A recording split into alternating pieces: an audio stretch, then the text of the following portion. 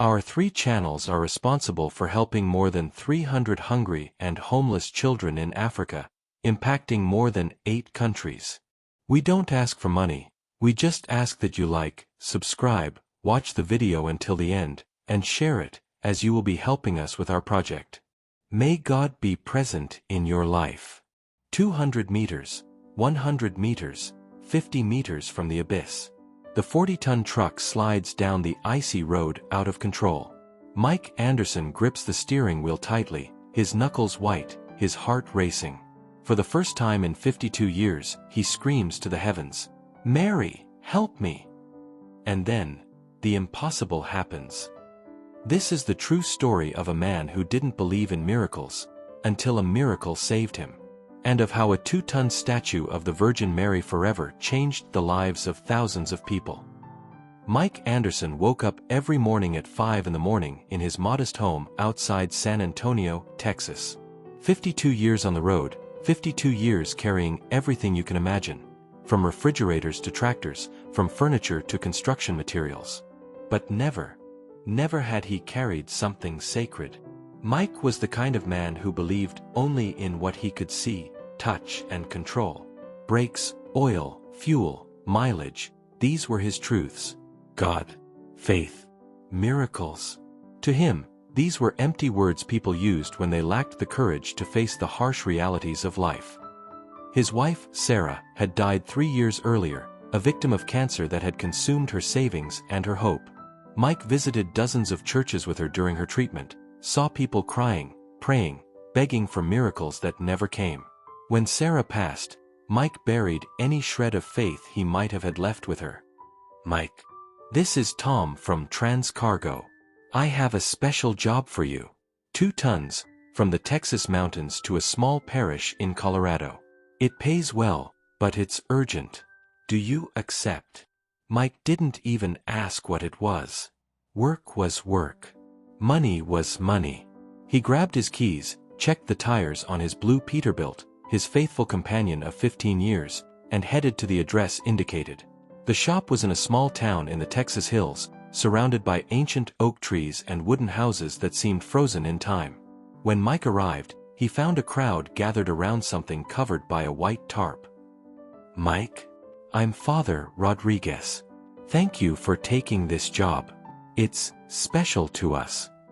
The priest was a short man, about 60, with kind eyes that carried the weight of decades of caring for lost souls. As he pulled back the tarp, Mike saw for the first time the statue that would change his life. It was a white marble Virgin Mary, nearly 2 meters tall, with a serene expression and open arms as if embracing the entire world.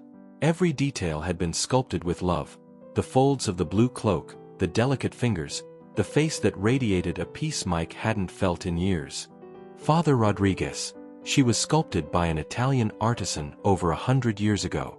She was in our parish for decades, but now she needs to go to Colorado.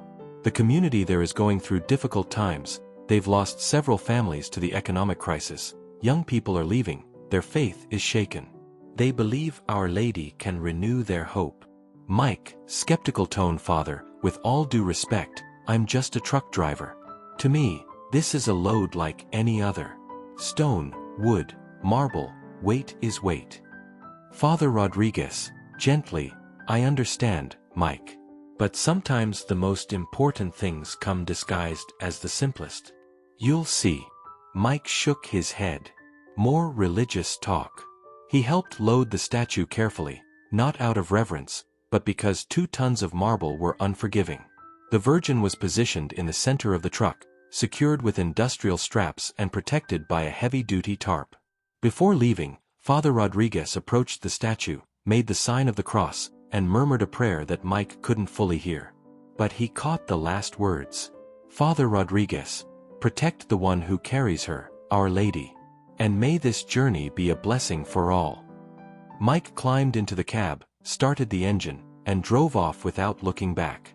In the rearview mirror, he saw the small crowd waving, some women wiping away tears. Sentimentality, he thought. It's just a statue. The first part of the trip went smoothly.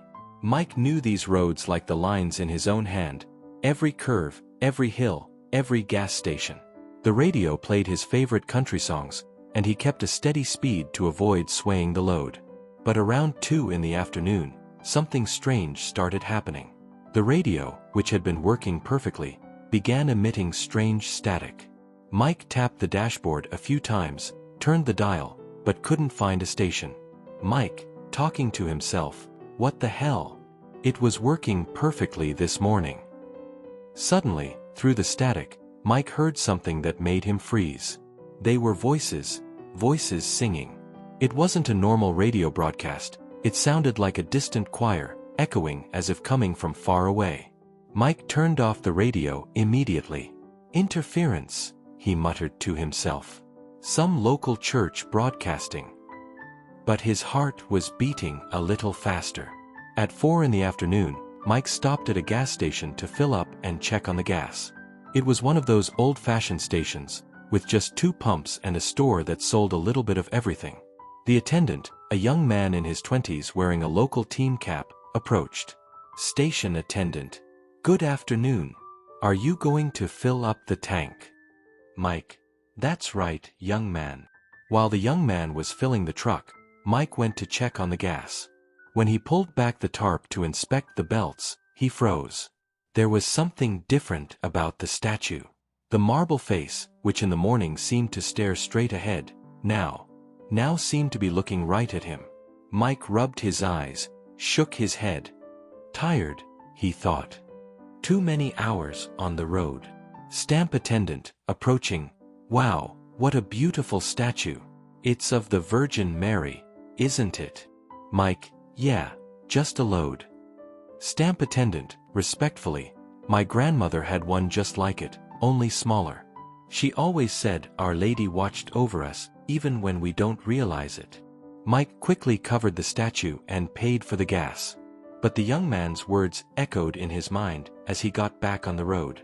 Watch over us, even when we don't realize it. What nonsense, or what? As the day wore on, Mike began to notice other strange things. Birds that flew in formation alongside the truck for miles, as if they were an escort. Clouds that took on curious shapes in the sky, some resembling outstretched hands, others serene faces. Imagination, Mike repeated to himself.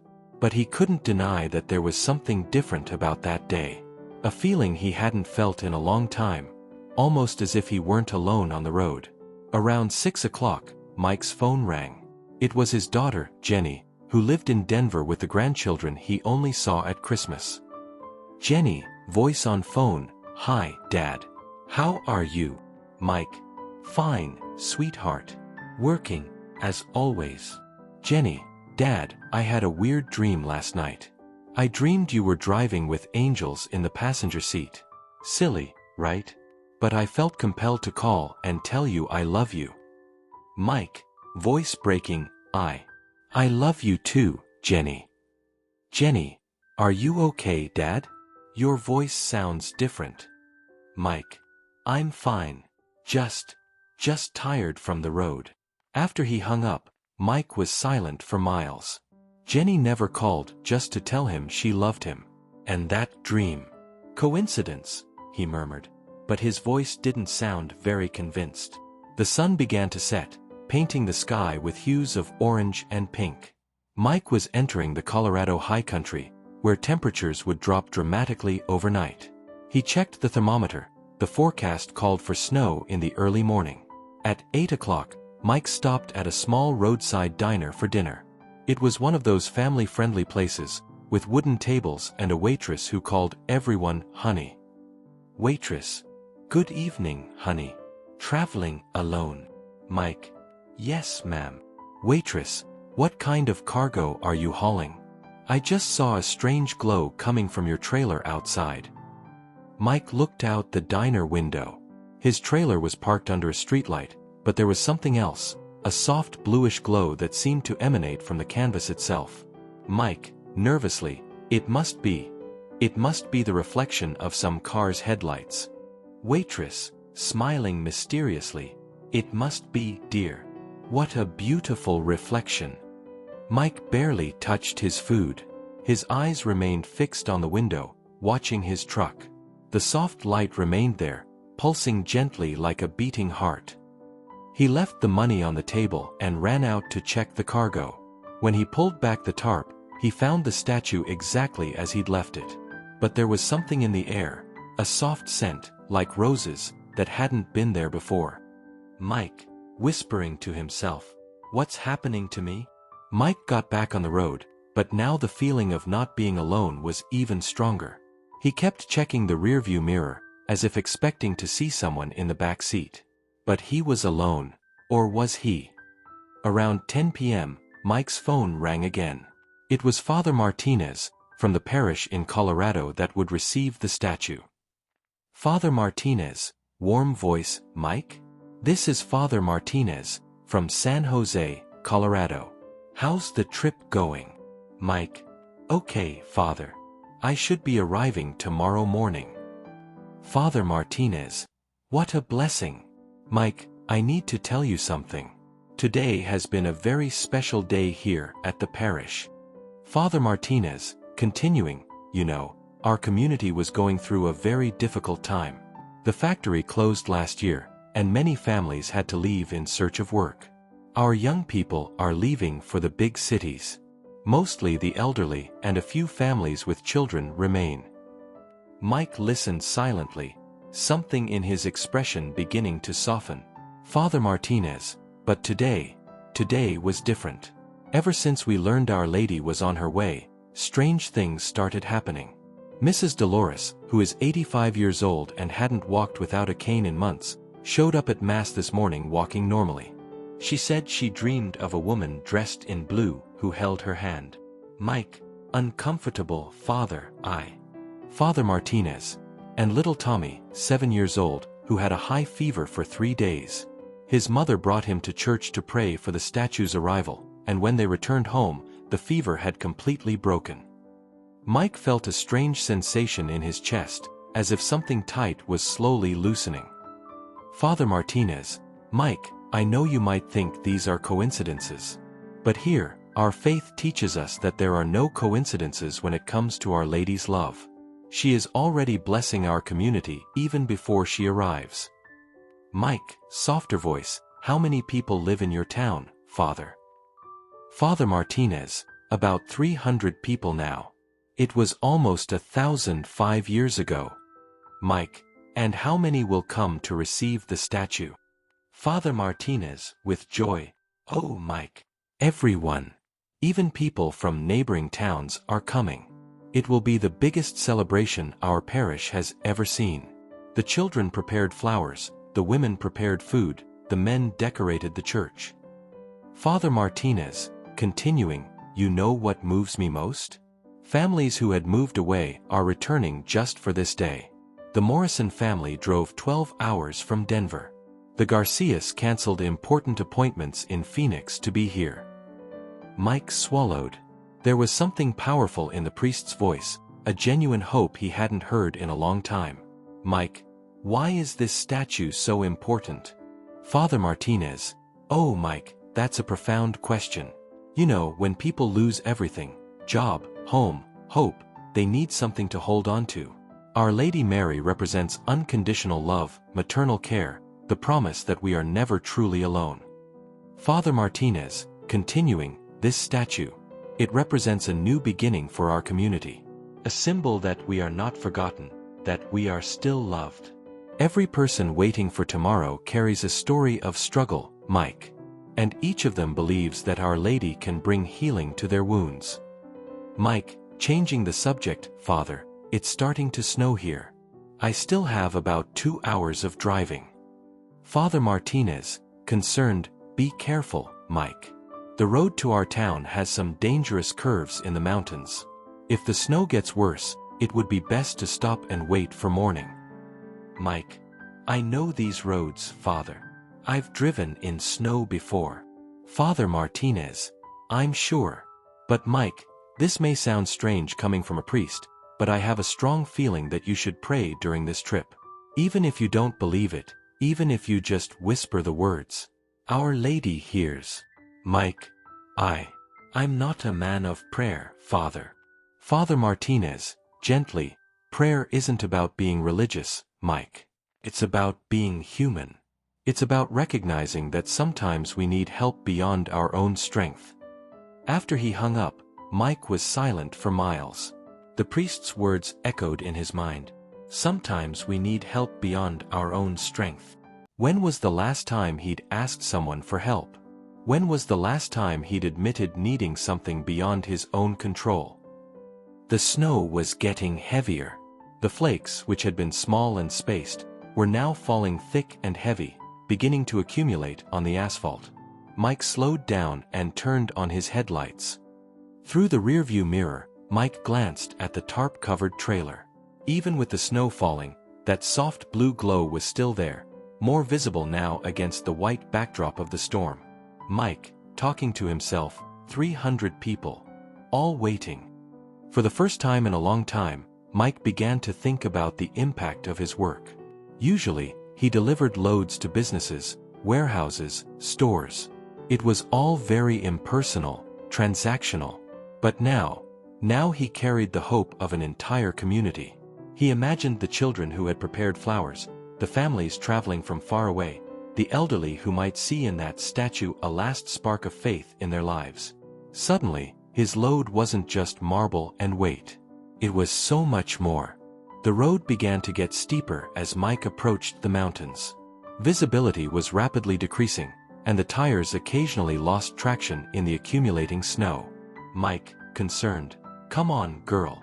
You've been through worse." Sound, engine working harder on the climb. Mike knew he was entering the most dangerous part of the trip. The road wound through the mountains with sharp curves and deep drop-offs. Under normal conditions, it wasn't a problem. But with snow, ice, and a 2-ton load. He tested the brakes a few times. They responded well. The hydraulics were working perfectly. Mike felt a little reassured. "Mike, another hour and we'll be there, Maria." Mike stopped speaking abruptly. He had called to the statue of Mary, as if it were a person, as if it could hear him. He shook his head, trying to focus on the road. But as the night wore on and the storm intensified, Mike began to feel like he wasn't truly alone in that cabin. There was a presence there, soft but undeniable, as if someone were sitting beside him, silently offering company on the journey. By midnight, the storm had turned into a full-blown blizzard. The snow was falling so thick that the truck's headlights seemed to pierce a solid white wall. Mike could only see a few feet ahead, and the road was becoming dangerously slippery. Mike knew these mountains, but he had never driven them in such extreme conditions. Every curve was a gamble, every descent required careful braking to keep the weight of the load from pushing the truck out of control. "Mike, tense, easy, Mike. You've been through worse. Just a few more miles."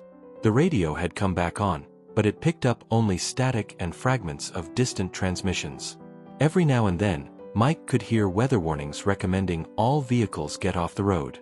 Radio voice, distorted, severe thunderstorm, zero visibility. We recommend heavy vehicles. Mike, too late to turn back now. On a particularly sharp curve, Mike felt the back of the truck begin to slide. He counter-steered skillfully, but for a few terrifying seconds, the truck danced dangerously close to the precipice.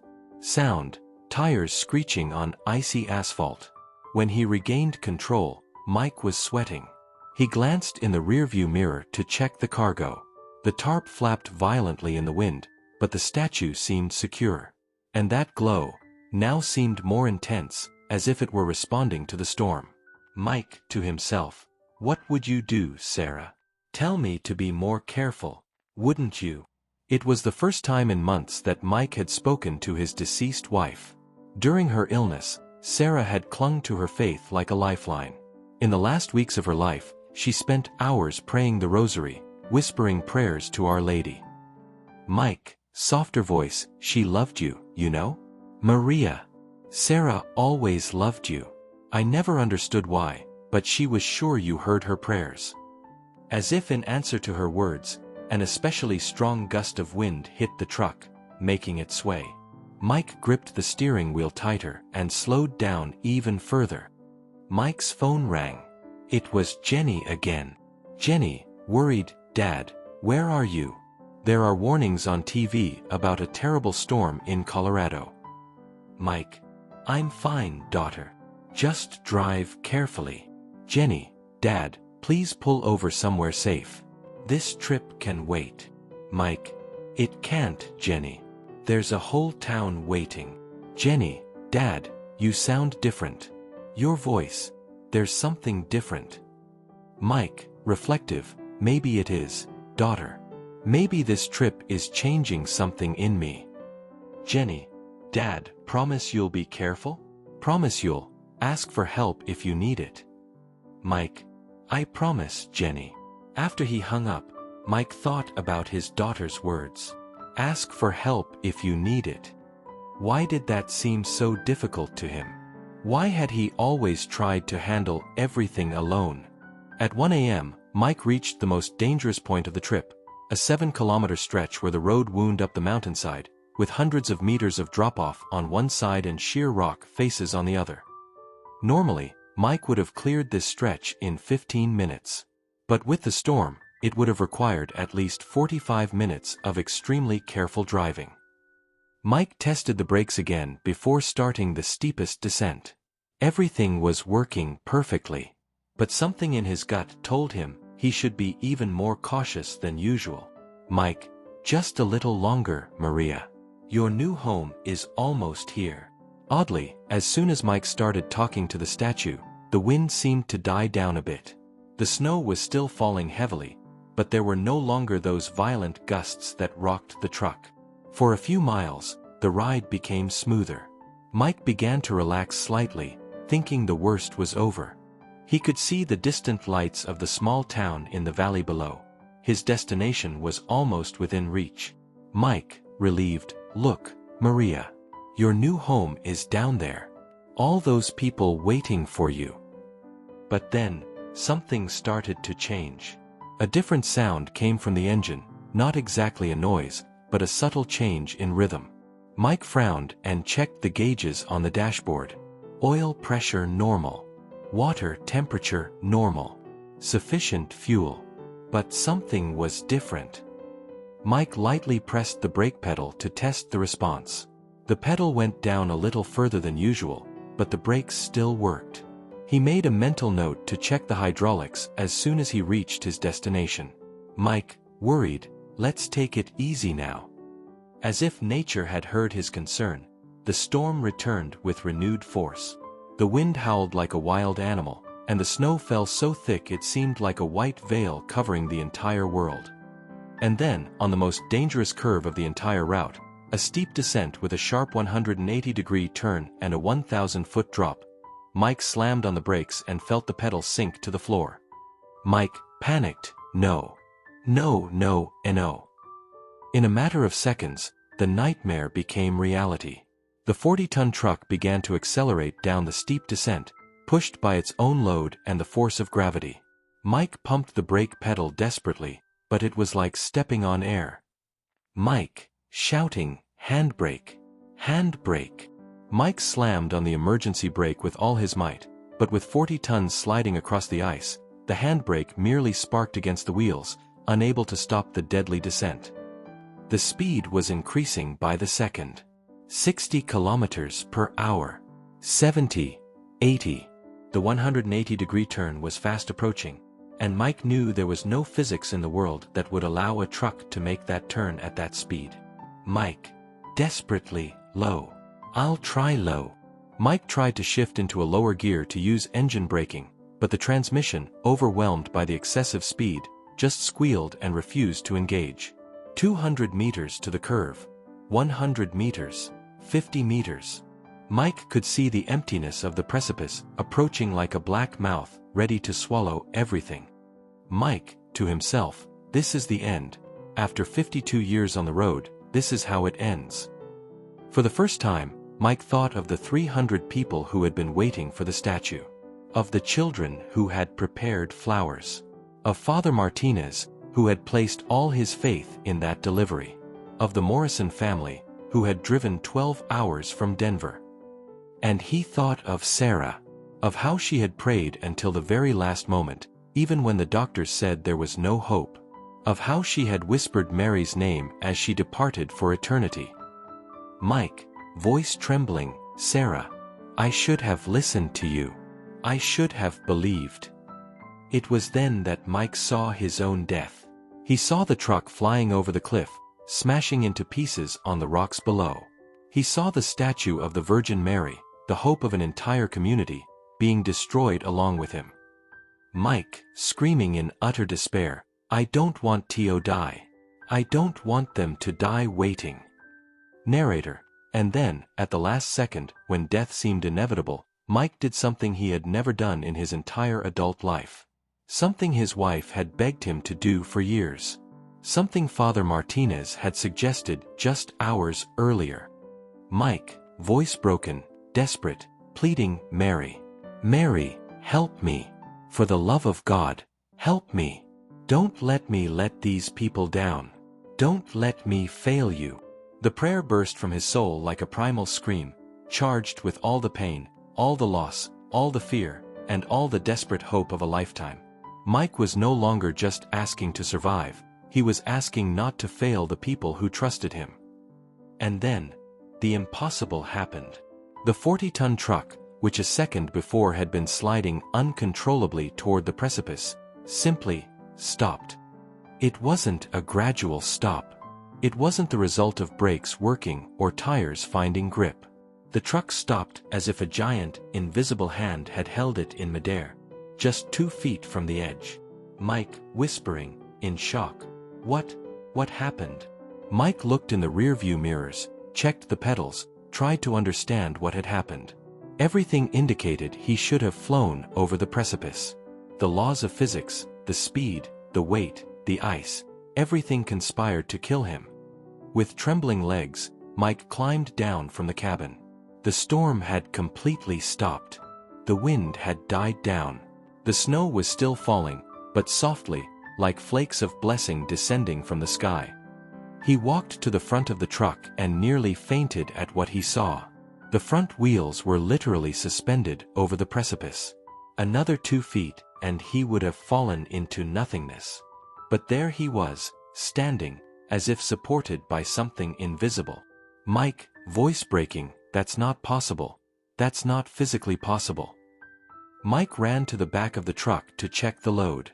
When he pulled back the tarp, he was paralyzed by what he saw. The statue of the Virgin Mary was exactly as he had loaded it, secured by the straps, intact. But there was something different.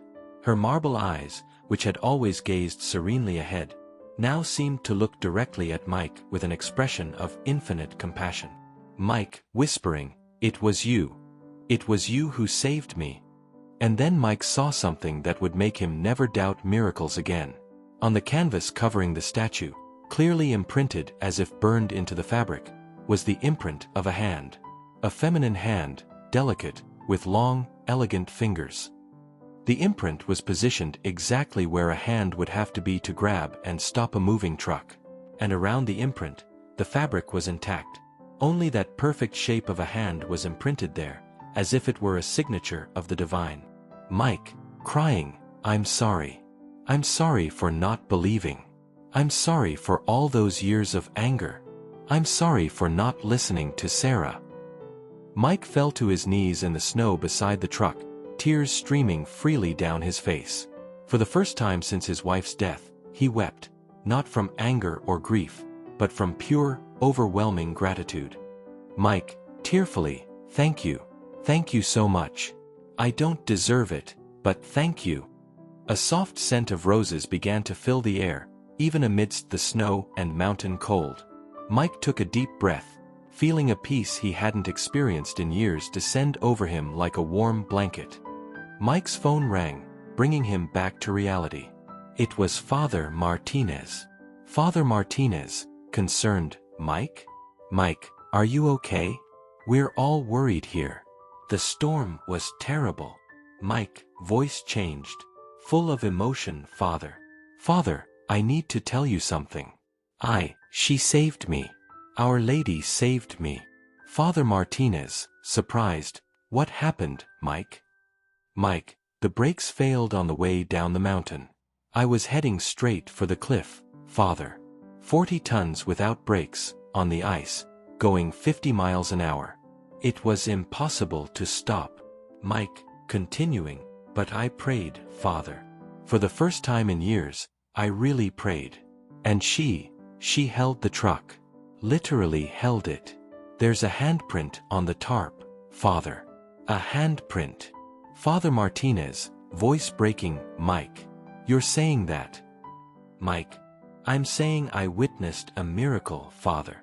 And that Our Lady isn't just a statue. She's real. She hears. She acts. Father Martinez, blessed be God. Blessed be God. Mike, can you drive? Can you get here? Mike, I'll have to back up very carefully, but yes. The brakes worked again after I stopped. It's like everything was fixed along with the miracle.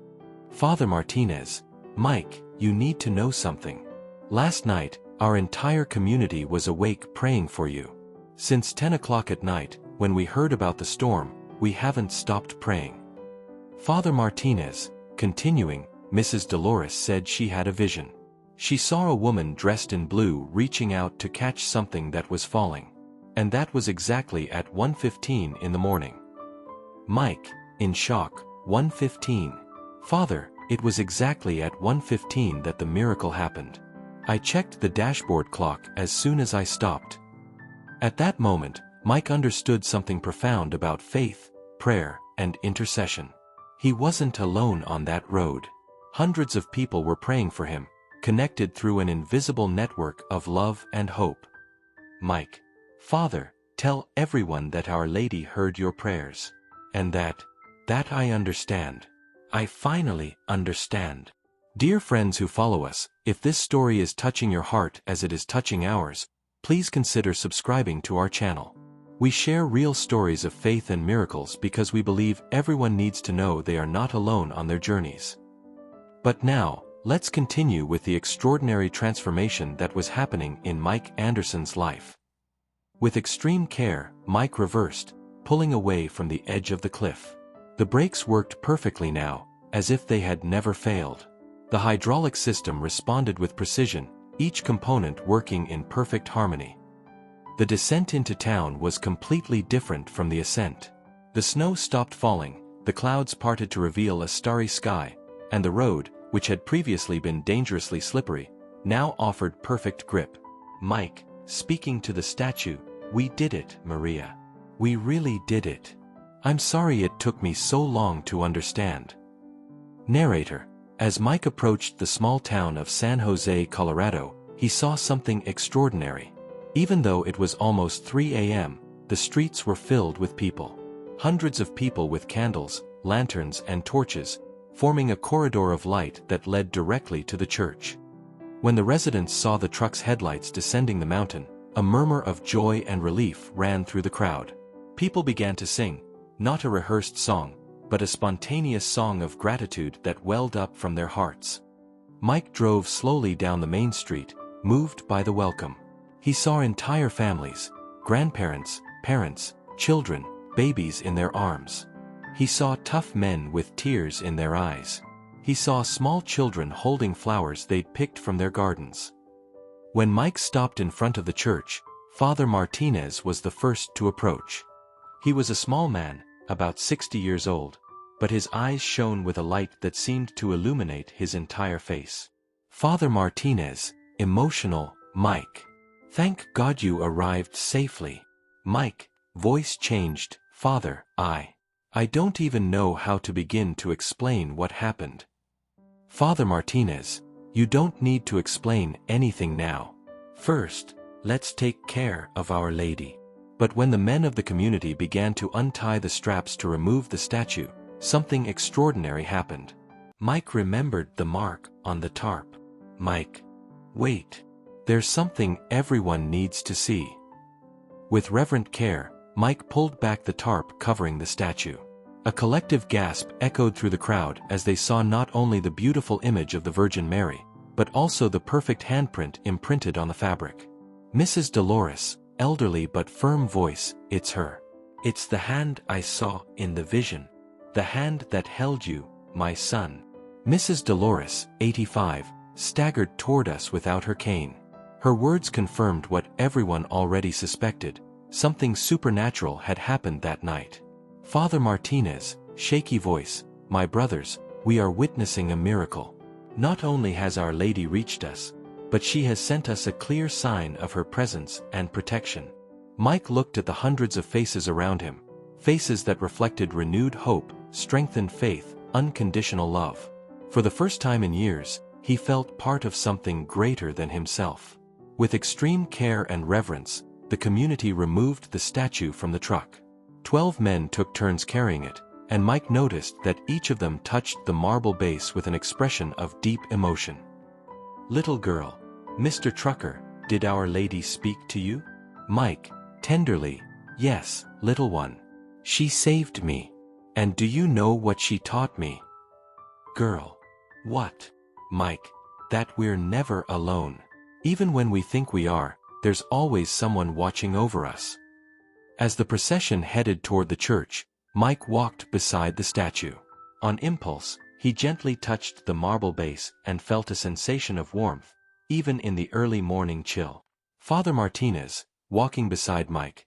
Mike, you know your life changed forever tonight, don't you? Mike. Yes, Father. I feel it. It's like I've been born again. Father Martinez, and you know you'll want to share this with others, don't you? Tell your story. Mike, Father, I've spent my whole life being skeptical, doubting, thinking people of faith were weak or naive.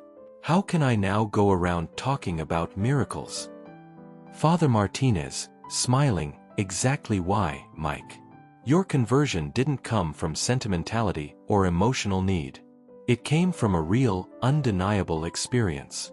You are living proof that God works even when we don't believe in Him.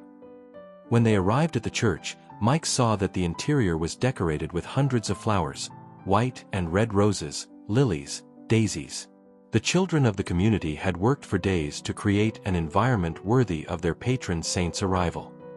The statue was carefully positioned on the main altar. In the soft candlelight, it seemed even more majestic and serene. Its marble eyes seemed to bless each person present. Father Martinez, let's say a special prayer of gratitude. Gratitude for Our Lady's arrival, for the protection she gave Mike during the journey, and for the miracle that renews our faith. Mike knelt along with everyone else, but this time he didn't feel strange or out of place. For the first time in his life, prayer felt natural, necessary, deeply meaningful. Father Martinez, Our Lady Mary, Mother of Jesus and our Mother, thank you for coming to us tonight. Thank you for protecting our brother Mike and for giving us such a clear sign of your love and care. Crowd, in unison, Amen. Father Martinez, and now, our brother Mike would like to say a few words. Friends, if you know someone who needs to hear this story of hope and miracles, please share this video. Sometimes, a true story of faith is exactly what a person needs to renew their hope. Now, let's hear Mike's first words as a transformed man. Mike, I've never spoken in church before. I never thought I would. But today I need to. Mike, voice gaining strength, 12 hours ago, I was a man who believed only in what I could see and control. Brakes, oil, fuel, the road. These were my truths. God was a word other people used, but it meant nothing to me. Mike, 3 years ago, I lost my wife, Sarah, to cancer. She died praying, believing, trusting. And I was angry. Angry at God for not saving her. Angry at the people who said it was God's will. Angry at a faith that didn't seem to work when we needed it most. Mike, but tonight, on the mountain road, when my brakes failed and I was racing straight to death, I discovered something. I discovered that faith isn't about understanding God's plan. Faith is about trusting when we don't understand. Mike, when I cried out, Mary, help me, I wasn't just asking to survive. I was asking not to fail you. not to disappoint a community that had placed its hope in a statue I was carrying. Mike. And she listened. She really listened. A 40-ton truck stopped in midair, 2 feet from the cliff. And when I saw her handprint on the tarp, Mike, I knew Sarah was right all along. That you're right. That faith isn't weakness, it's the most powerful force there is. Fathers Martinez, Mike, would you like to make a commitment to us? A promise. Mike. Yes. I promise I'll tell this story to anyone who will listen. I'll spend the rest of my life telling people that miracles are real, that Our Lady hears our prayers, and that we are never, ever alone. And so began a new life for Mike Anderson. In the following days, the story of the miracle spread like wildfire. Journalists came from neighboring towns. Automotive mechanics examined the truck but could find no logical explanation for the sudden failure and immediate return of the brakes. The mark on the tarpaulin was photographed, analyzed, and examined by experts. They all came to the same conclusion: it was physically impossible for that mark to have been made by any known natural or artificial process. Mike's phone kept ringing. People from all over the country wanted to hear his story. Invitations to speak at churches, on television shows, at conferences. Mike, who had always avoided crowds, discovered an urgent need to share his experience. Mike, in a lecture, you ask if I really believe it was a miracle. Let me tell you this, I was the least likely person in the world to believe in miracles. But when you're seconds from death and something impossible happens to save you, there's no denying it. Narrator. But perhaps the greatest miracle was what happened in San Jose do Colorado. The small community, which was losing residents and hope, suddenly became a pilgrimage destination. People came from hundreds of miles away to see the statue and the canvas with the handprint. But more than religious tourism, they came to seek something they had lost: the ability to believe in the impossible. Father Martinez, in an interview, in 6 months, our population tripled. Families who had moved away returned home. Young people who were skeptical began attending church. Companies settled here because they knew they would find workers with strong values. Mike moved his base of operations to San Jose, Colorado. He continued driving a truck, but now his routes always included a stop at a church, where he would tell his story to anyone who would listen. Visitor. Mike, what would you say to someone who is going through a really hard time and has lost their faith? Mike. I would say it's normal to doubt when we're hurting. I doubted for 3 years after my wife died.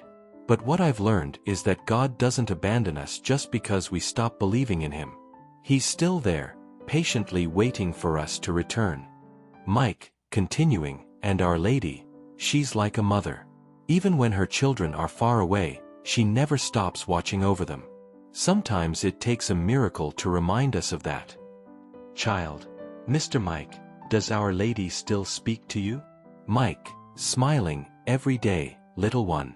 Not with words I hear with my ears, but with a certainty I feel in my heart. She tells me to be kind, to help people, to tell the truth about what happened that night. A year after the miracle, Mike received a call that would change his life again. Jenny, emotional, Dad, I have news. Mike, tell me, daughter. Jenny, I'm pregnant. And Dad, we decided to name the baby Mary, in honor of the miracle that saved my father and gave us our family back. Mike, voice breaking, Jenny, that's. Our Lady continues to bless our family. Jenny, Dad, there's one more thing. David and I have decided to move to San Jose, Colorado. We want Maria to grow up near Grandpa and near the church where it all began. Mike, Sarah would be so happy, Jenny. She always dreamed of seeing our grandchildren grow in faith. 2 years after the miracle, little Maria Anderson took her first steps down the aisle of San Jose, Colorado, walking directly toward the statue of her heavenly namesake. Mike, whispering, look, Our Lady. Another Maria for you to care for. Mike continued to tell his story for years. He spoke at over 200 churches, appeared on dozens of television programs, and wrote a best-selling book. But he always ended his talks the same way. Mike. Friends, I don't know why Our Lady chose to save a skeptical old trucker like me. I don't know why some prayers seem to be answered and others don't. But I know one thing with absolute certainty. Never underestimate the power of a desperate, sincere prayer. And never doubt that there is someone up there who loves you more than you can imagine. In 2030, 5 years after the miracle, something extraordinary happened. Mike was making his monthly delivery of supplies to the church when he noticed an unusual crowd gathered in front of the altar. Father Martinez, emotionally, Mike, you have to see this. Come quickly. As Mike approached the statue, he saw people kneeling, crying, praying fervently. And then he saw what had caused all the commotion. Tears. Real tears flowed from the marble eyes of the Virgin Mary statue. They weren't drops of water from humidity or condensation. They were crystal-clear tears that flowed continuously from the sculpted eyes. Mike, whispering, she's crying. Our Lady is crying. Father Martinez, Mike, this started exactly on the 5th anniversary of your miracle. At the same time, 1:15 in the morning. The statue's tears were examined by independent laboratories.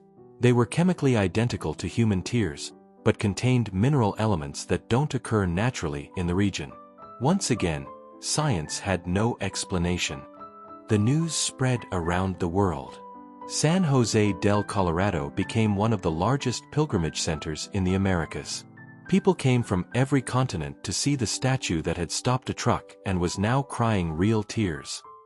Mike, now 57, decided to dedicate himself full-time to the ministry of telling his story.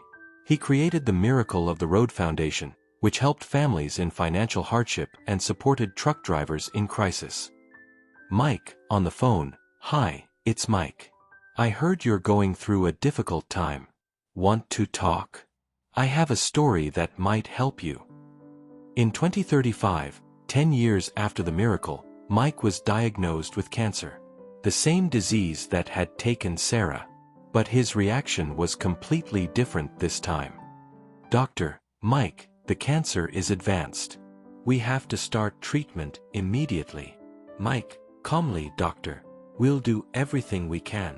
But I want you to know that I'm not afraid. I learned that death isn't the end of the story, it's just the beginning of a new chapter. During treatment, Mike continued to tell his story, even when he was too weak to travel. He used video conferences, recorded messages, wrote letters. His faith never wavered. Mike, voice weak but determined, my friends, I know many of you are worried about me. But I want you to know that I am at peace. Our Lady saved me that night not just so I could live a few more years, but so I could learn to truly live. Mike, continuing, life isn't about duration, it's about meaning.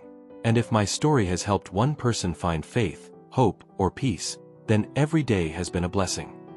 Mike Anderson passed away on August 15, 2037, the day of the Assumption of Our Lady. His last moments were spent surrounded by his family and the community of St. Joseph, Colorado, that he had helped transform. Jenny, whispering, Dad, little Maria wants to talk to you.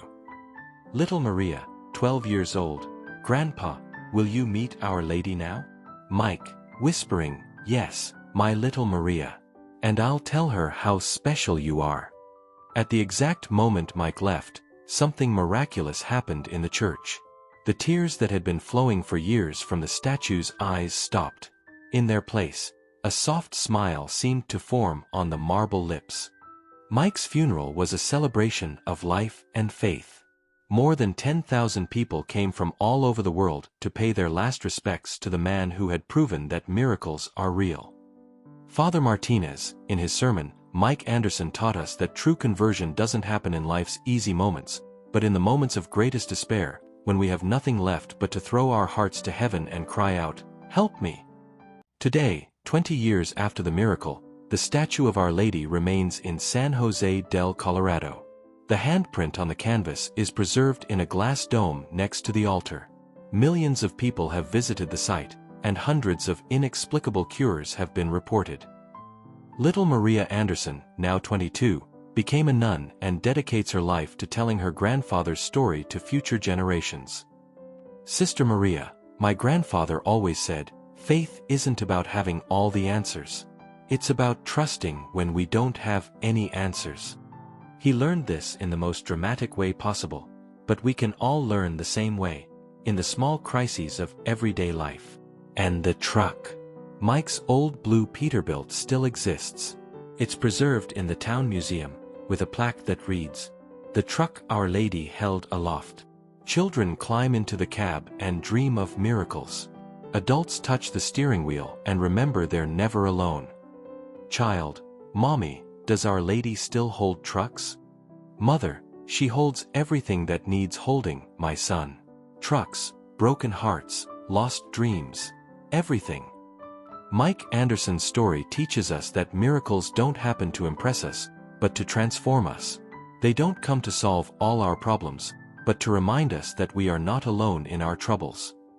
Mike went from a man who believed only in what he could control to a man who discovered the freedom to trust in what he couldn't see. He learned that true faith is not the absence of doubt, but the decision to trust despite doubt. Today, if you're driving along the road to San Jose del Colorado, you might see a plaque at the spot where the miracle occurred. It simply reads, "Here Our Lady held a truck and saved a soul. January 15, 2025. Never doubt. Never give up. Never stop praying." And if you pass by on a stormy night, locals swear they can still see a soft light in the air, as if invisible hands continue to protect all travelers who pass along that sacred road. Because the greatest miracle of all may not be stopping trucks in midair or making statues weep. The greatest miracle is transforming a heart of stone into a heart of flesh. And this happens every day, for those who have the courage to cry out to heaven, "Help me." If this story touched your heart, if it brought hope to your life, or if you know someone who needs to hear that miracles are real, leave a comment simply writing, "Mary, help me." Not as superstition, but as an act of faith. As an acknowledgement that sometimes we need help beyond our own strength.